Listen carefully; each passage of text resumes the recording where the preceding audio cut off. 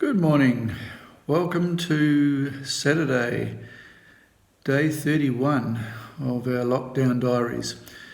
Well, today you can see I'm wearing my transparent shirt, transparent cable, one of our suppliers, and I'm going to talk today about cables. So let's just show you what we have on the table here in front of us.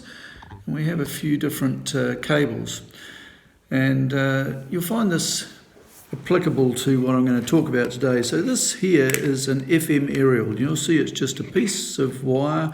It's in a T shape, and the length of this wire determines the frequency that it will be tuned to as a radio receiver. Have a look at this piece of speaker cable from a well-known manufacturer, and you can see that its wires are not too dissimilar from the FM radio aerial. In fact, if we were to put this wire in a similar configuration to that, it would work the same. If we just had a length of wire of the right length and we didn't actually tune it to the same impedance as that, we would not get as good an aerial, but it would still act as an aerial. The moral of this story is every piece of wire acts as an aerial of some sort. It is a radio receiver. Now, if we get a nice piece of transparent speaker cable, you can see that this is just one of their entry-level ones, very low cost in comparison to the better quality ones. But this has got very nice plugs on it. It has a very good, stable insulation material, which maintains the conductors at the proper spacing internally. And it uses very good high quality copper, which is the key to getting good performance out of cables. So what is the difference between cheap cable and more expensive cable? Well, in a word, sound. When I was a technician back in the 70s and wanting to drag some extra performance out of my system, I made up some speaker cables out of some good old electrical cable. And it sounded better than the cheap stuff that came in the box with my little Sony speakers, as it should have, because it was about 4 times the cross-sectional area for the diameter of the cables. So that was my introduction to how cables could sound better. And then over the years I've moved up, and I'll show you a picture of my current cables in a moment.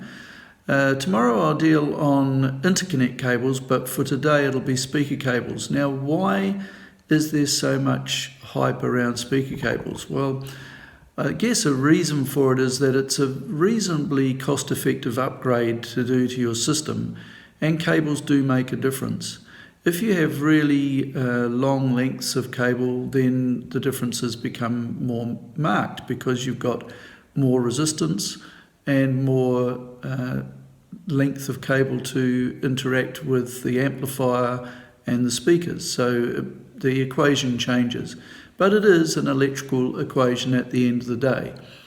The thing that most often doesn't get considered in speaker cables particularly is how they are affected by external forces. Now, if you want a little simple test of this, you can try putting a cell phone near your speaker cable and see if you hear anything coming through your speakers, or even better, put it near to an interconnect cable on the back of your stereo system and see if you hear it coming through your amplifier.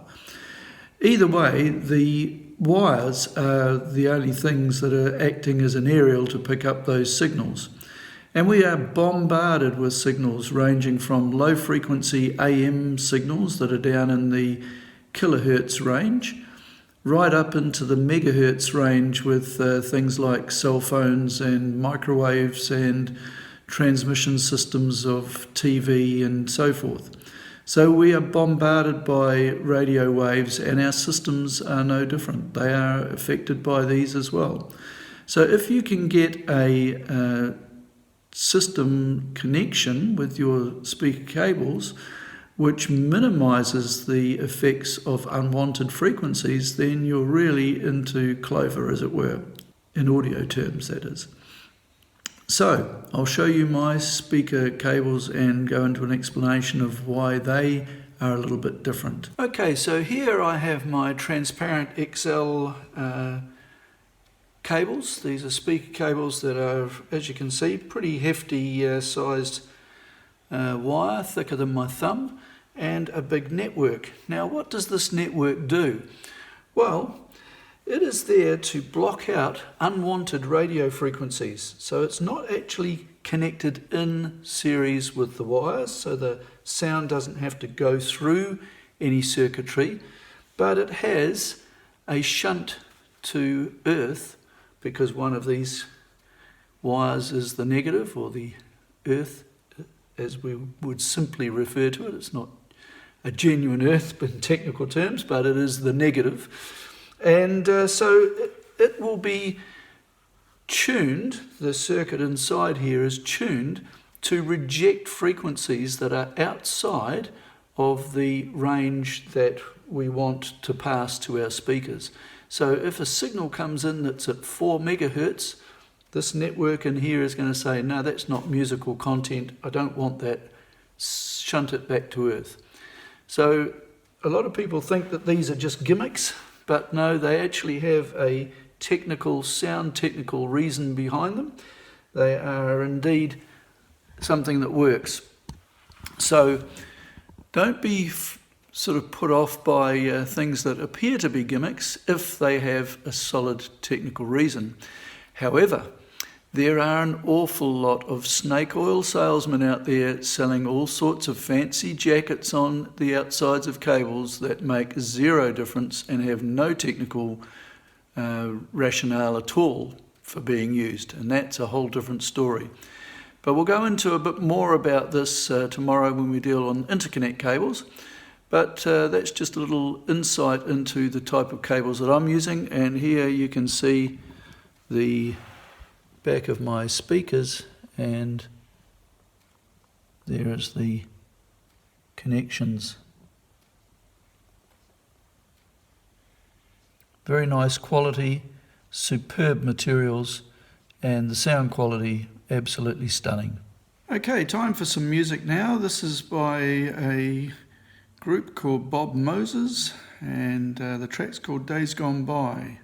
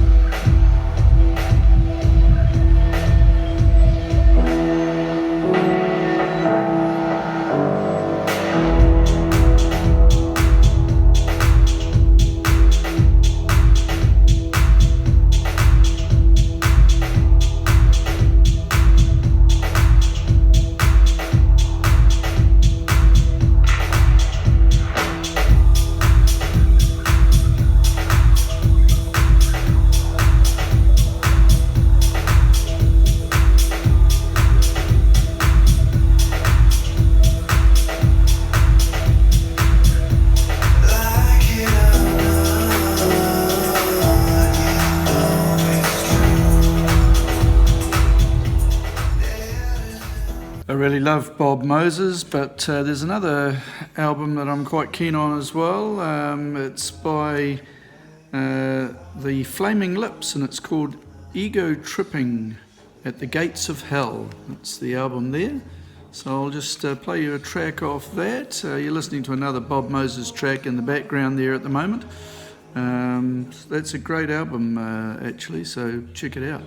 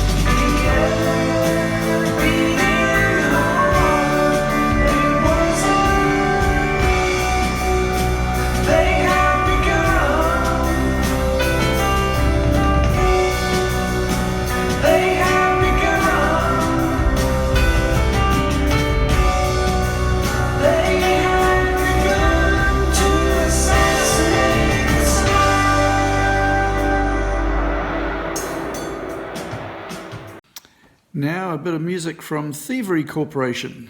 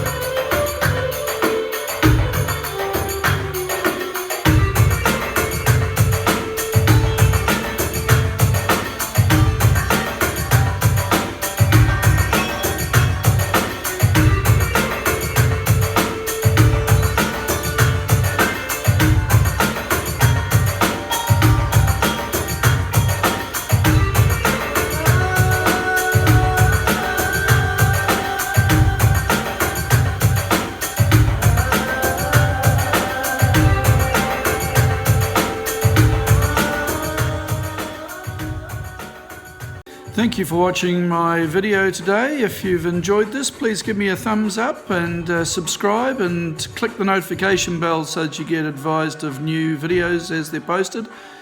Please feel free to comment and to share this video around, and I'll see you again tomorrow for the next edition of our Lockdown Diaries. Thank you for watching.